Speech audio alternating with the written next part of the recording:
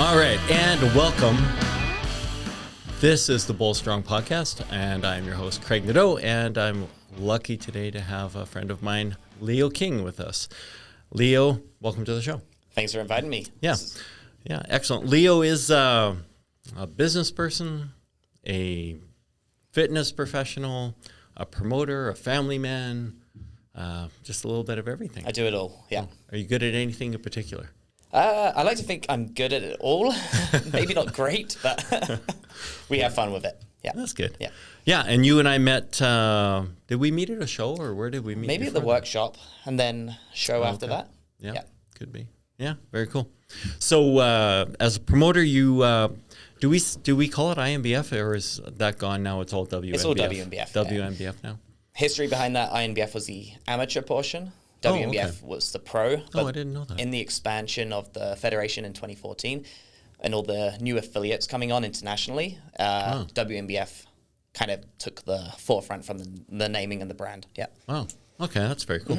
Where do you spend most of your where's your life right now? The gym pays for my lifestyle. So I own King's Fitness. That's kind of our bread and butter. Yeah. But then we run the WNBF Federation, so we're organizing the different cities with all the promoters.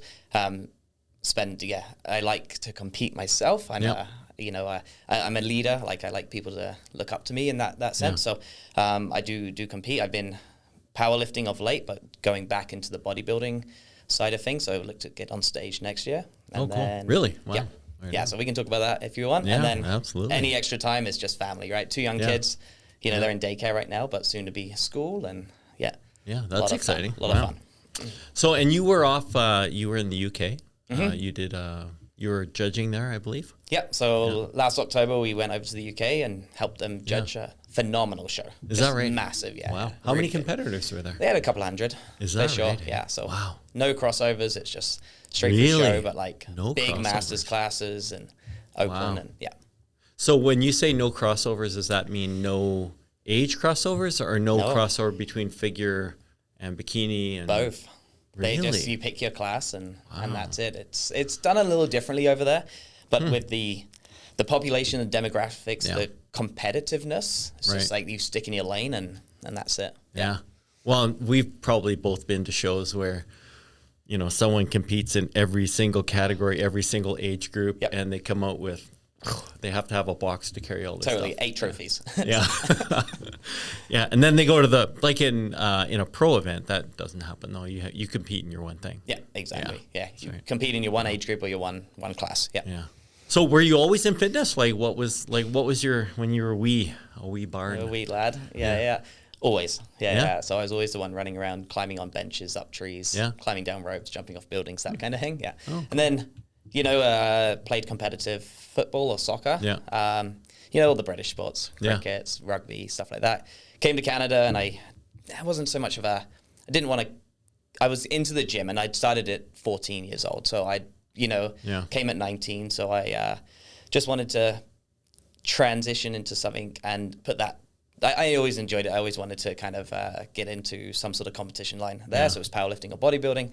I always kind of had a little bit more on that physique side, the fascination with the bodybuilders, Ronnie Coleman's at the time, Flex Wheelers, all those kind of. And then, so I gave myself a year to compete, even though I'd been training for almost, 8 years at that point. Wow. Yeah. That's cool. Mm-hmm. So, and you kind of just stayed in that lane the whole time, powerlifting, bodybuilding type? Yeah, I did a few seasons. I got my pro card, competed at 2 world championships by the time I was 24. And then I kind of went back and forth between this powerlifting thing with my off season with this kind of bodybuilding thing in between. So, and I identified as bodybuilder first. Right. So that's always going to be my, that's where I see myself in 20 years time still. Yeah. Yeah.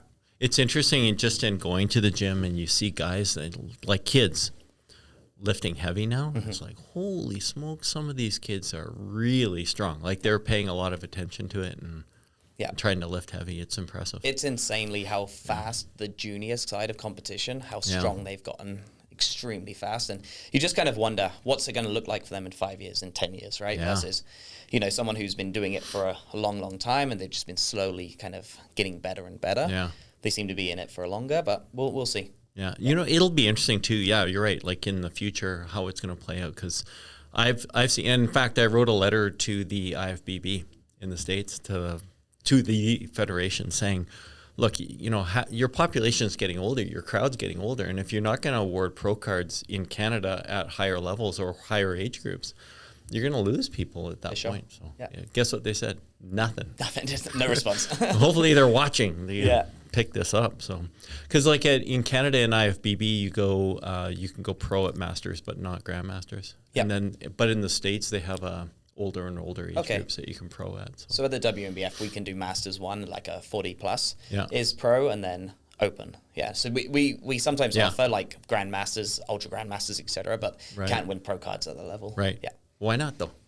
What difference would it make? That's very true. What difference is, you know, at one level it's about supporting athletes, at another level it's about money. You give a pro card to someone who's 65, who cares? Like, what is that? It's not like they're going to do some damage to the brand. I don't know.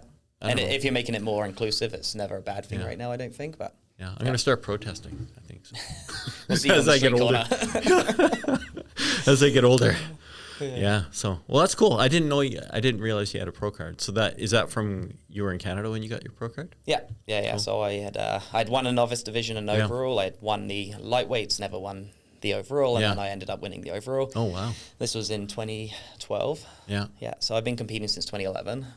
Okay. So over 12 years. I've done 14, 15 shows or so, and I mean, 11, 12 of them as a pro, and been down to the States a lot to compete, because I haven't ever been able to compete in our pro federation in Canada. So But is that coming? For me competing in Canada? Can you compete? You compete as a pro, of course. I was at the show.